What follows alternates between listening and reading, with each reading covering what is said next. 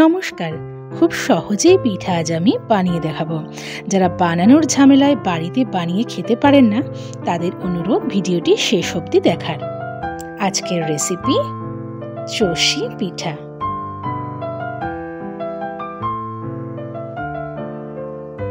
তো ডেসক্রিপশন বক্সে আমি দিয়ে দেব কি কি লাগছে। তো শুরু করা যাক। প্রথমে আমি নিয়েছি 1 লিটার ফুল ফ্যাট মিল্ক। ভালো করে এটাকে আগে জাল করে নিতে হবে। মোটামুটি হয়ে এসছে জাল। এবার দিয়ে দিলাম আমি একটা তেজপাতা আর 3টে ছোট এলাচ। ছোট এলাচগুলোকে আমি একটু থেঁতো করে দিয়েছি, দিয়ে ভালো করে মিশিয়ে নিলাম। দিয়ে আঁচটা কমিয়ে এক সাইডে রেখে দিলাম। এবার আমি নিয়েছি এখানে গোবিন্দভোগ চালের গুঁড়ো।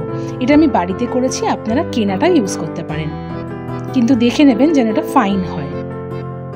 দিয়ে দিলাম অল্প একটুখানি লবণ, একদম ফাইন হতে হবে। হ্যাঁ, এবার আমি পুরো গরম জল নিয়েছি। একটু অসুবিধা হবে, কিন্তু গরম জলেই মাখতে হবে। অল্প অল্প করে গরম জল দিয়ে আমি হাতে করে মেখে নিচ্ছি।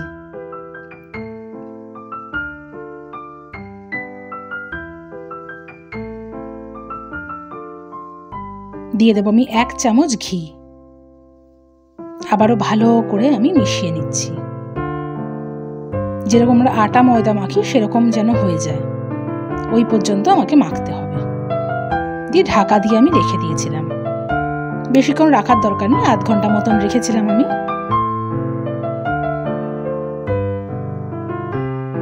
এবার এর থেকে একটা একটা করে কিছুটা পরিমাণ করে আমি নেব, দিয়ে দেখাচ্ছি কি করে চষিগুলো আমি করব। আপনাদের কাছে বড় জায়গা থাকলে সেখানেও নিতে পারেন। আমি যেটাতে রুটি পরোটা করি তার মধ্যেই করছি। এরকম করে লম্বা লম্বা করে নিতে হবে। লেচিটাকে নিয়ে ওটাকে 2 হাত দিয়ে এরকম সরু করে নিতে হবে, যেভাবে আমি করছি। একদম সরু করে নিতে হবে। দিয়ে একদম ছোট্ট ছোট্ট করে, যেরকম নকুলদানা হয় ওরকম ছোট্ট ছোট্ট করে নিতে হবে। আমি দেখিয়ে দিচ্ছি হাতে। এরকম ভাবেও করতে পারেন, কিন্তু সবথেকে ইজি প্রসেসটা আমি দেখাচ্ছি। দেখলেন কি সুন্দর হয়ে যাচ্ছে, একদম টপার টপ হয়ে যাবে। বেশ, এরকম করে করে করতে হবে। আমি প্রফেশনাল না বলে একটু ছোট বড় হয়েছে। তো এরকম একটা লেচি দিয়ে এই কটা হয়েছে আমার। এটাকে আমি একটা থালার মধ্যে নিয়ে নিলাম। এবার ওর মধ্যে অল্প একটুখানি চালের গুঁড়ো ছিটিয়ে দিচ্ছি, যাতে এগুলো একটার সাথে একটা লেগে না যায়। আবারও আমি একটা লেচি নিয়েছি, দিয়ে হাতে করে ঠিক এরকম করে নিচ্ছি, আর টপ টপ টপ টপ হয়ে যাচ্ছে।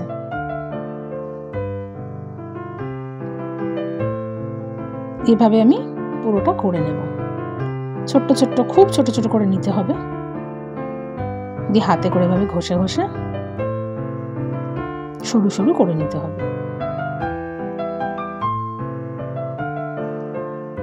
অল্প একটুখানি আমি চালের গুঁড়ো ছিটিয়ে দিচ্ছি। এই থালাটার মধ্যে আমি তুলে রাখছি।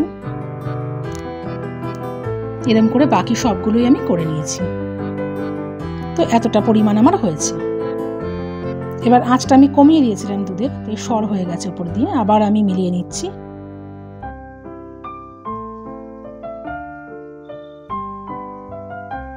একটু ঘন করে নিয়েছি।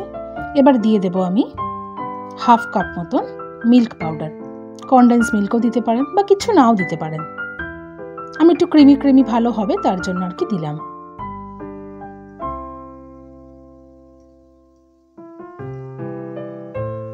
এক বাটি ভরে দিয়ে দেব আমি নলেন গুড়।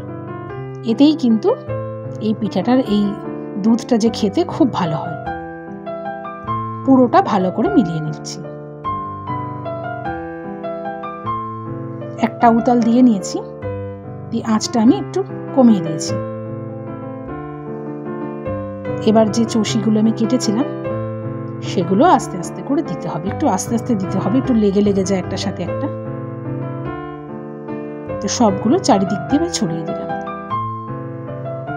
বাকিগুলো দিয়ে দিলাম।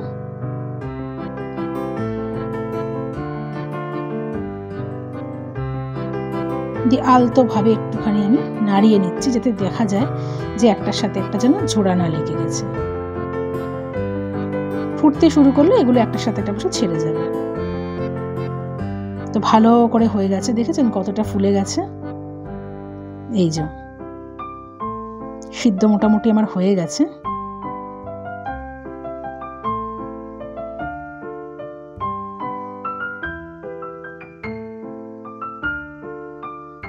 সিদ্ধ হয়েছে নাকি বোঝার জন্য দু একটা তুলে আপনারা দেখতে পারেন নরম নরম হয়ে গেছে নাকি, তাহলেই রেডি হয়ে যাবে চষি পিঠা।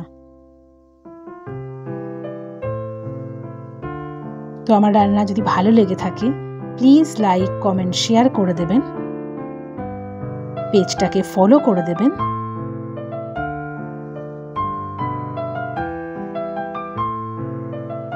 আর যদি আপনারা ইউটিউব থেকে দেখেন সাবস্ক্রাইব করে দেবেন। আরও বিভিন্ন রকম রেসিপির জন্য আমার ইউটিউব চ্যানেল এবং ফেসবুক পেজে প্লিজ নজর রাখুন। আর অন্য রকম কিছু রান্নার জন্য কমেন্টস করতে কিন্তু ভুলবেন না।